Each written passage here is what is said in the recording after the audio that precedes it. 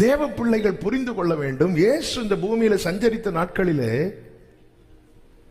வந்து போகிற கூட்டம் ஜாஸ்தி, ஆனா கூடவே இருக்கிறவங்க கொஞ்சம். அந்த கொஞ்சம் பேரை பார்த்து கர்த்தர் சொல்லுகிறார், நீங்கள் எனக்கு சாட்சிகளாயிருப்பீர்கள். என் கூட இருக்கிறல்ல. நம்ம என்ன நினைக்கிறோம், ஆண்டவரே நான் உம்மை குறித்து சாட்சி சொல்ல என் வாழ்க்கையில் அப்படி ஒண்ணும் நடக்கலையே.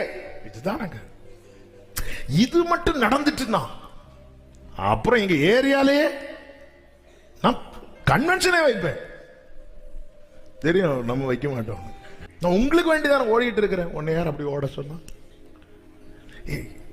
தெரிந்தெடுத்தது தம்மோடு கூட. ஆண்டவரே எல்லாருக்கும் நிறைய கொடுத்து விட்டீங்க, எனக்கு என்ன ஆண்டவரை செய்ய போறீங்க? வந்து கொஞ்ச நேரம் உட்காரு. அங்க 5000 பேர் வந்த போது ஜனங்களை அனுப்பிவிடுங்கன்னு சொல்லுகிறார்கள் சீஷர்கள். அவங்க அப்படி போகக்கூடாது, உட்காரவேன்னு சொல்லிட்டு அப்பத்தை பெருக பண்ணி கொடுக்கிறார். யோவான் 4ல் எல்லாருக்கும் பசியா இருக்கும் போது இயேசு கிறிஸ்து போய் சாப்பாடு என்று சொல்லிட்டு 12 பேர் அனுப்பி விடுறாரு. இதானுங்க நமக்கு ரொம்ப ஒண்ணு, அவங்களே அனுப்பியிருக்கணும். இப்படிதான் ட்ரீட் பண்றாரு நம்மள. ஏன்? You are special.